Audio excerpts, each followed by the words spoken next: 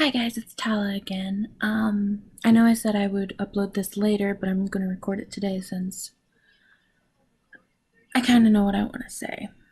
So, in this video, I will be talking about stuff that is very personal to me and things that I've gone through in my life, and I will, have pictures up in this area somewhere because some of the stuff I can't, show on camera because it probably wouldn't show up. But I guess I'll start with the fact that many of you have probably noticed this part of my face is weird, or you've noticed the scar itself. That is because when I was around 5, um, I was attacked by a dog, and he tore my face up right here. He got behind this ear over here that you can't see because it's hard. And then under my chin, he got me, and it caused some bullying, not the normal bullying that you'd think of. Normally, when people think of bullying, they think of peers bullying them, schoolmates, friends, well, not friends, but people at school and stuff like that. Mine came from inside my family, from my brother.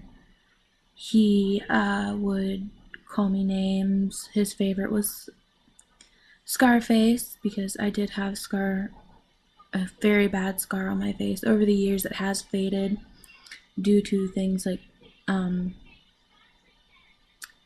cocoa butter. That helped a lot with it. And then he bullied me. He abused me. I had a very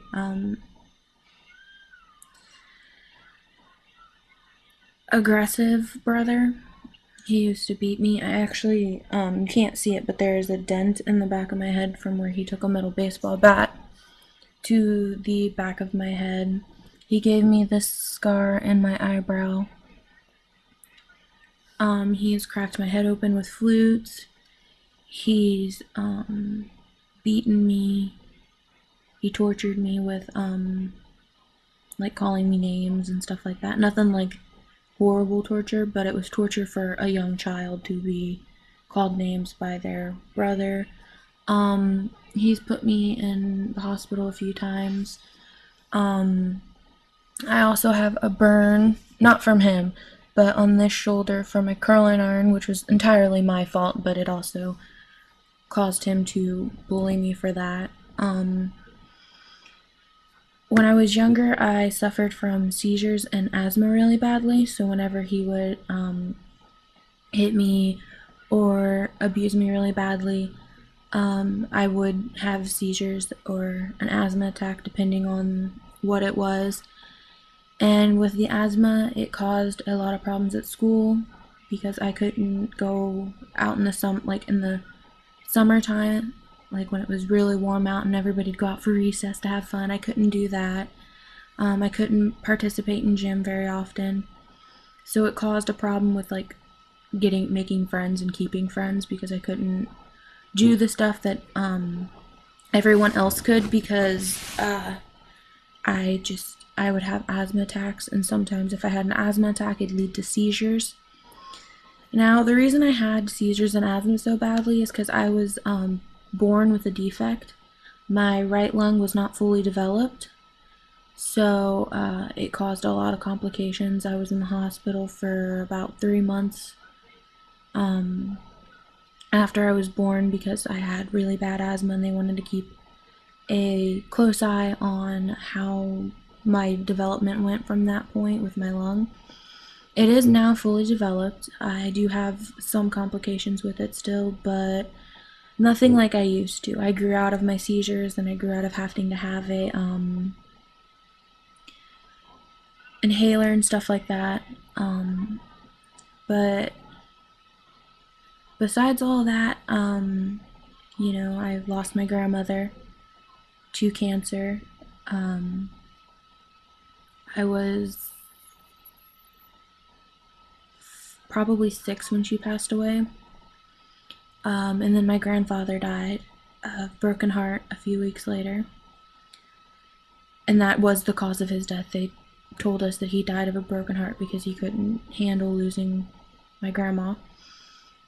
And then after that, we lost my Uncle Mike, who was born with a form of autism. He was really bad. He had to live in a home in Kentucky.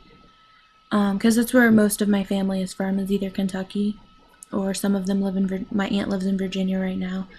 And some of us live here in Indiana. But after he passed away, my family kind of started to drift apart from each other. And then we went to visit my aunt in Virginia, and I met my two cousins, Travis and his older brother, who I can't remember the name of because I was young, and I hate myself for not remembering his name, and their dad. I became really close with Travis. He protected me from my brother. He treated me more like I was his sister than his cousin, and I adored him for that, and I looked up to him, and I cherished every moment that I spent with him, and I still do to this day. And then things cooled down in my family for a while along death lines. And then I don't know if anybody died before her. Oh yeah, my Uncle Ricky died before my mother did. He passed away. I wasn't really close to my Uncle Ricky, but I still knew him and I loved him. And then after he passed away, my mother fell into our fridge because the way our stairs were set up was it was our stairs, and then it kind of like turned, and then we had more stairs to go down. Like it was like 4 steps, but she fell down the first flight of stairs, and because she tripped, and she hit the edge of the fridge on her left breast, and she had a bruise and a bump for a while, and then she didn't really go get it checked out because it was just a bump and a bruise. But then the bruise wouldn't go away, or the bump would not go away. So after a while, she went and she had it looked at, and they did a mammogram and everything, and she found out that she had cancer she had breast cancer. And she did her treatment, and she got sicker and sicker with each time that they did treatment, because chemo does cause you to become weaker and you get more illnesses easier. And then she went and got it removed, and they told us she would be fine. And then she went for a checkup a few months later, and they found that it had spread to her lymph nodes. And if you don't know what lymph nodes are, they are glands in your body. You have them everywhere. Well, not everywhere, but in certain places, like I don't even know. But it spread to her lymph nodes, and if you get lymph node cancer, you're more likely for it to spread to your brain if it's in the upper part of your body. And they started treating her again, and we moved closer to my aunt so that my aunt could help take care of me and my brother, since my mom was pretty much incapable of doing so at the time. And we lived in an apartment because she was still at the point in her life where she wasn't bedridden, but she was required to have less work to do. And we moved, and she seemed like she was getting better. And then it spread to her brain, and it wasn't affecting her really at all, and they were doing chemo on that. And then she got better, and then we had to move in with my aunt and her husband and her son. And we still got to go to the same school that we had been when we lived at our apartment. But it was different because I had never lived with my aunt, and it was just different having their rules and not my mom's. And then Make-A-Wish Foundation contacted my aunt, and they gave my mom a wish because at this time they had pretty much said that there's no hope for my mom, that she was not going to pull through, and it would be a miracle if she did. And so we went down to Disney World for her last wish because that's what she wanted. She wanted to meet Mickey because she was a huge Mickey fan. And while we were down there, we were supposed to also go to SeaWorld and swim with the dolphins because that was one of her biggest dreams, was to swim with dolphins. And a few days before we got to, she became even more sick. And so they had us come home so that she could be with her doctor who knew her. And on the way there, we stopped at a rest station because, everybody was tired and we'd been driving all night. And I was in the front seat and my mom was in the middle seat of the front seat of the van, because I was in like the front part and then we had 3 rows. She was in the front row of all the seats, and then it was my brother and then Dakota and his mom were in the back. And then my Uncle Danny was driving. And, I looked back there to check on her, and just to make sure she's alright. And she kind of looked at me with this face like she didn't know who I was. And so I asked her what was wrong, and she was like, "I'm not telling a stranger." So my aunt came up there because she heard us talking. She's like, "Is everything alright?" And I'm like, I think Mom is like dreaming or something. And she looked at Marsh and she's like, "I don't know who that is in the front seat." And my aunt explained who I was to her, that I was her daughter. And my mom looked at me really confused and she's like, "No, my daughter died at birth." Because when I was younger, when I was born, I did technically die because of my lungs, but they brought me back and all that. And she couldn't remember who I was. And that was probably the worst thing that a child could go through that loves their mother to death. And so a few days later, after we returned home, she did end up passing away. And that was probably one of the worst days of my life. And I didn't cope well with it. I had friends at the time and I pushed them all away. I pushed my family away. I pushed everybody away. And I kind of just went into a state of depression where I didn't want to talk to anybody. I really didn't want to eat. At the time, I was too young to understand what was happening to me. Now I know that I was clinically depressed and I was on the high level. And then we got taken away from my aunt because of things that she was going through in her life that I won't mention here.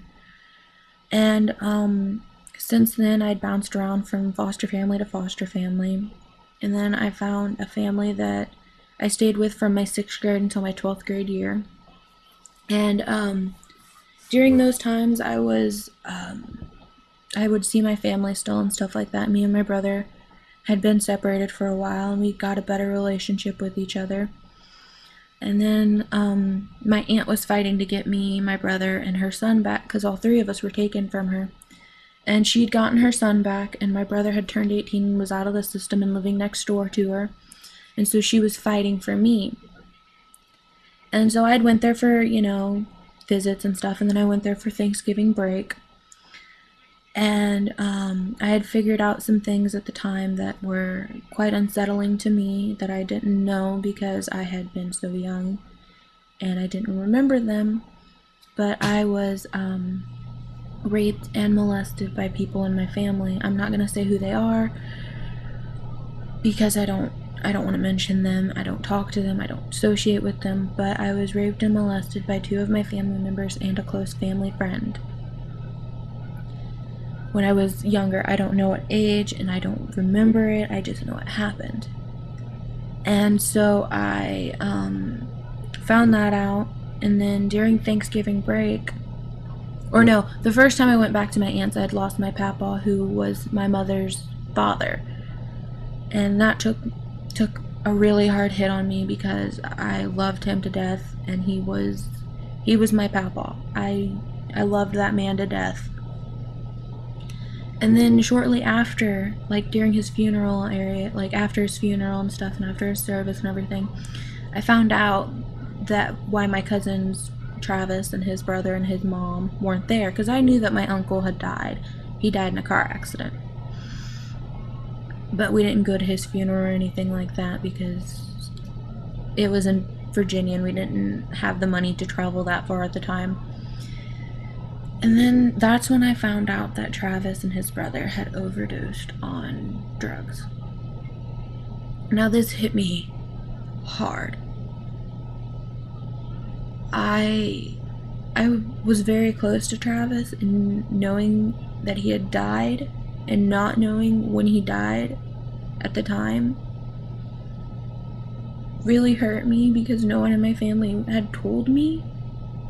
And Travis was more of a brother to me than my own